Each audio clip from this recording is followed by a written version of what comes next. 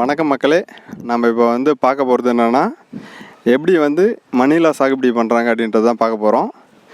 மணிலா சாகுபடி பண்ணுற விவசாயிகிட்ட தான் நம்ம இப்போ நேர்காணல் பார்க்க போகிறோம். வணக்கங்கண்ணா. வணக்கம் ஐயா.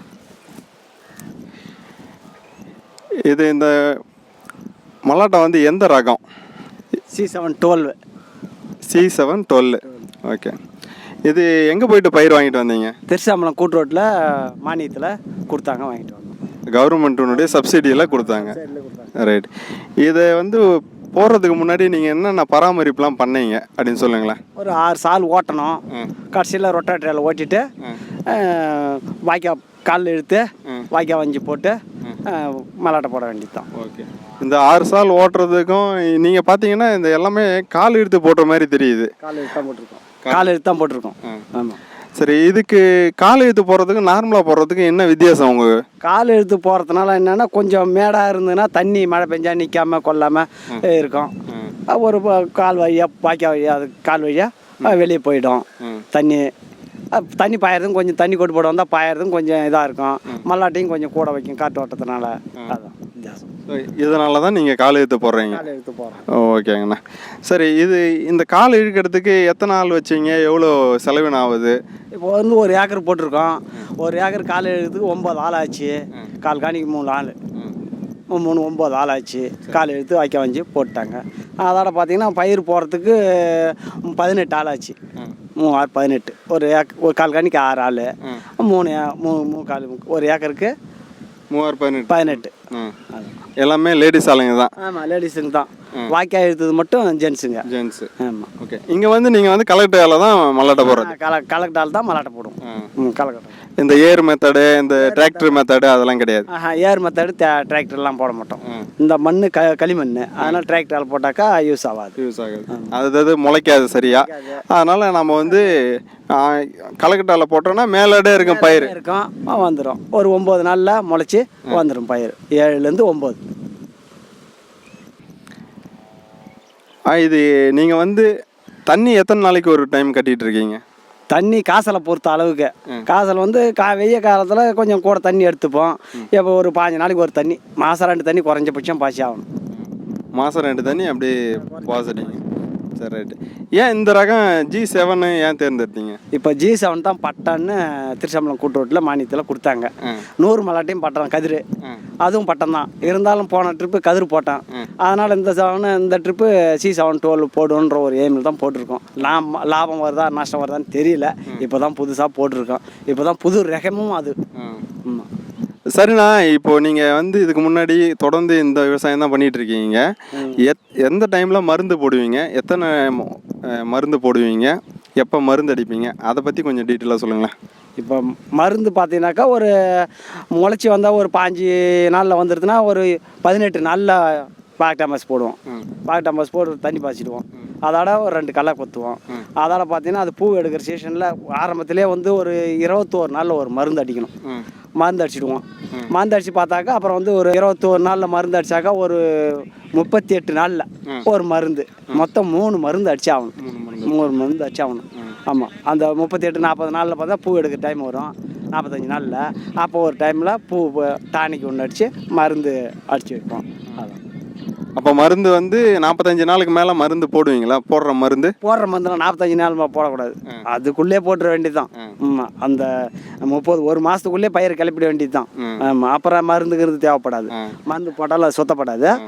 அதோட பார்த்தீங்கன்னா அந்த புடுங்க ஒரு 20 நாள் இருக்கக்குள்ள ஒரு கடைசி தண்ணி பாசக்குள்ள யூரியாவை போட்டு அந்த பிஞ்சு முத்துறதுக்கோசம், ஊக்கம் இல்லாமல் பிஞ்சு இல்லாமல் ஒரு ஈவனாக முத்துறதுக்கோசம் அந்த யூரியா அமோனியம் குளோரைடு இது 2ல் எது ஒன்றாலும் போடும். ஓகே. அப்போ ஆரம்ப ஸ்டேஜில் அந்த 45 நாளுக்குள்ளே மருந்தை போட்டு ஓரளவு செடியை கொண்டு வந்துடணும். ஓரளவுக்கு கிளப்பிடணும். அதுக்கு மேலே கிளப்ப முடியாது. 45 நாளைக்கு அது அப்புறம் பூ எடுக்க ஆரம்பிச்சுன்னா செடி கிளம்பலாம். அப்புறம் பூ எடுக்க வைக்காது, இது பண்ணாது. நறுங்கின செடி மாதிரி இருக்கும். செடி அப்படியே நறுங்கி போன மாதிரி இருக்கும். அப்போ பாடுபடுறத பூரா அந்த 45 நாள்லேயே பட்டுடணும். அப்போ தான் அது 45 நாளில் அது வயசு போயிடும். அவ்வளோதான். அதுக்கப்புறம் மருந்து போட்டாலும் அதாவது செடி உயரமாயிடுச்சுன்னா அது நமக்கு பலன் இல்லை. செடி உயரமாக வருமா தவிர அதுக்கு மேல்பட்டு செடி வரும், பலன் வராது, மல்லாட்டை வைக்காது. அதான் அது கார்த்திகை மாதத்தில் வேறு ஸ்டெப் எடுக்கணும். இந்த இந்த சித்திரை வைகாசியில் போடும்போது மல்லாட்டையில் வேறு ஸ்டெப் எடுக்கணும். ஆமாம், அது கூலிங்லேயே வரும். மருந்து கம்மியாகும், மருந்து அடிக்கிறதும் செலவும் உரமும் கம்மியாகும், நம்மளுடைய செலவும் கம்மியாகும். இப்போ பார்த்தீங்கன்னா நம்ம மழை அன்னைக்கு தண்ணி பாசுவோம், திடீர்னு மழை வந்துடும்.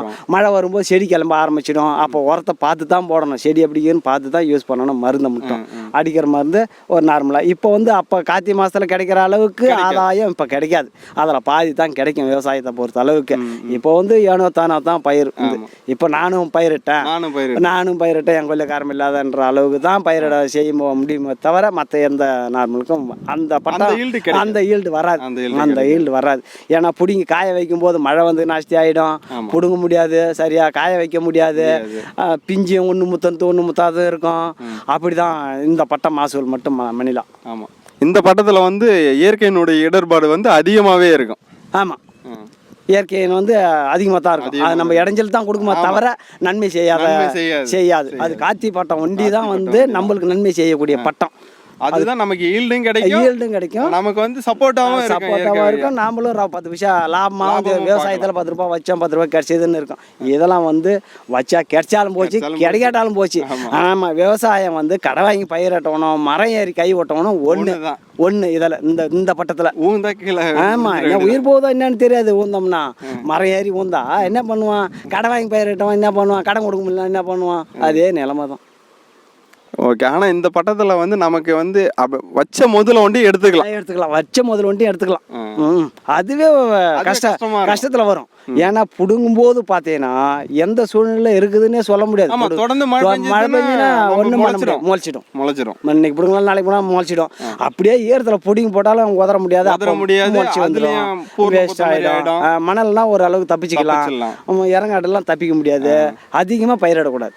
இந்த பட்டம் ஒரு விரமலாட்டிக்கு ஒரு 1/4 காணி 1/2 காணி திட்டமாக விரைக்கு தான் பயன்படுத்தணுமா தவிர மற்றதுக்கு அதிகமாக போட்டோம்னா அலைச்சல் தானே தவிர லாபமே வராது. கார்த்திகை பட்டம்னு நினச்சிக்கின்னு இந்த பட்டத்தில் யூஸ் பண்ணவே கூட, மல்லாட்டியே போடக்கூடாது. இந்த பட்டம் மற்றபடியே கம்பு கேழ்வரகு மற்ற பயிர் பண்ணிக்கலாம். அது ஓரளவுக்கு ஈடு கட்டிடும். அதுவும் அதிகமாக பண்ணக்கூடாது, அதையும் பண்ணிடக்கூடாது. எதுவுமே அதிகமாக விவசாயத்தில் அதிகமாக 2ஆம் போகம் நஷ்டப்பயிர் தானே. எந்த பயிரிட்டாலும் நஷ்டம்தான் வருமே தவிர லாபம்னு போய் வர முடியாது. அதான் நானும் பயிரிட்டேன் அப்படின்னு தான் பயிரிட முடியும். நம்ம விரைக்காக எடுத்துக்கலாம், விரைக்காக அடுத்து கார்த்திகை மாதம் போடுற விரைக்கோசம் போட்டு எடுத்துக்கணும், அவ்வளோதான்.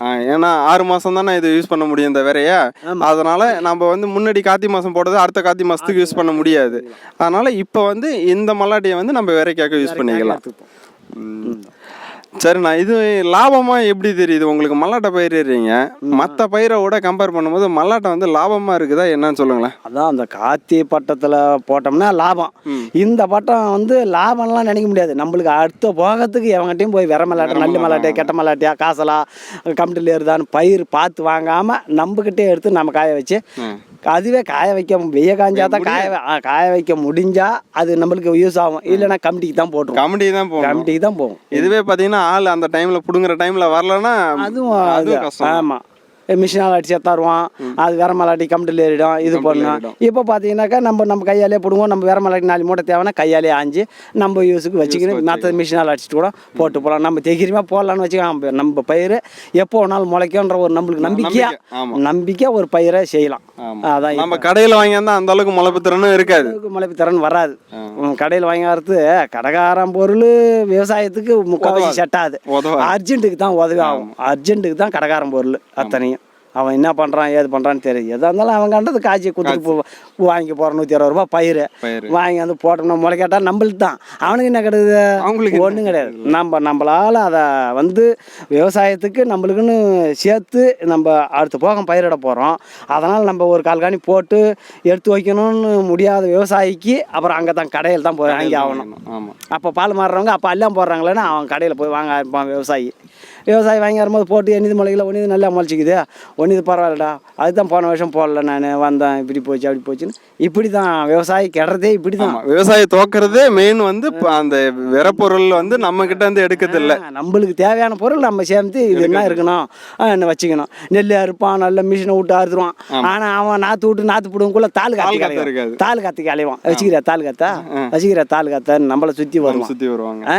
அப்போ அவன் தேவைக்கு வச்சானா இல்லை. இல்லை. இப்போ நாற்று பிடுங்கக்குள்ள ஏன் தாள் காத்தி தடறான், அந்த மாதிரி தான் விவசாயி அப்போ பால் மாறி போடுவான். இப்போ விதையே எடுத்து வைக்கிறது இல்லை, எல்லாமே ஹைப்ரிட்டு. அவங்க வந்து அங்கே போனால் ஃபவுண்டேஷன் 1 ஃபவுண்டேஷன் 2ன்னு அங்கே அவங்க கொடுக்குறாங்க. அதனால் வந்து விவசாயி என்ன பண்ணையில் வாங்கினா நல்லா இருக்கும், கலப்படம் இல்லாத இருக்குன்றான். விவசாயி எங்கேருந்து பண்ணையில் எங்கேருந்து நம்ம கிட்ட இருந்து வாங்கி போய் தான் பண்ணையில் யூஸ் பண்ணுறான். அந்த காலத்துலாம் எதை யூஸ் பண்ணாங்க, நம்ம கிட்ட வாங்கி நம்மளே வேற அறுத்துட்டு போய் நெல்லை காய வச்சு எடுத்து வச்சுக்கணும். வேறையா நம்ம தைரியமாக விட்டோம், கூட 2 சேர்த்து விட்டு நம்ம விவசாயத்தை இது பண்ணோம். ஆனால் இப்போ எல்லாமே விவசாயம் அப்படியே பொட்டி மிஷினெலாம் இருக்காங்க, அப்படியே கொண்டு போய் கொட்டி விட்டு வியாபாரிக்கிட்ட அப்படியே கொடுத்துட்றாங்க. அப்புறம் வேற நெல்லி கிடக்குதா, சரணா பண்ணல இருக்குதா, அங்கே காவியாவில் இருக்குதா, சுற்றி சுற்றி வர்றாங்க. அது ஒரு மூட்டை வந்து 1500 வேற நல்ல 1150 ரூபா. ஒரு மூட்டை குண்டு நெல்லி 37 ADT 37 1150 ரூபா விற்கிது. 30 கிலோ வந்து 1150 ரூபா விற்கிது. அந்த டைமில் வந்து ஒரு சில டைம் எல்லாரும் போயிட்டு விதை நெல் தேர்றதுனால அவன் வந்து அதிக டிமாண்ட் இருக்குது, அது கிடைக்காமையும் போகுது. அப்புறம் எதனா பச்சையாக இருக்கும், அதை கொண்டாந்து விடுவான். விட்டு இந்த மாதிரி சரியாக முளைக்காது. அப்புறம் லோல் போட வேண்டியது தான். அப்புறம் அசியா நட்டமா, சாலை நட போட்டோமா, பட்டம் போட்டோமா, அப்படி போட்டோமா. எப்படியோ விவசாயி கேடுறதுக்கு பல வழியில் நாமளே வழி தேடுறோம். சரிண்ணா, ரொம்ப நன்றி. ஆமாம், இதை மக்கள் பார்த்துட்டு அவங்களும் ஒரு சில விஷயத்தெல்லாம் கற்றுப்பாங்க, என்ன தப்பு பண்ணுறோம் விவசாயிங்க அப்படின்னுட்டு. ரொம்ப நன்றிண்ணா. சரி.